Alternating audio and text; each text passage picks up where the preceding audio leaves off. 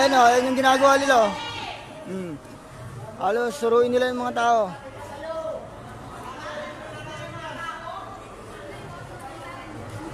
Ayan. Dami ng tao. Ginaganyan nila. Ayan, tignan nyo. Nagkakagulo na po. Ako. Gusto kong paalisin yung mga nagpe-pay out dito.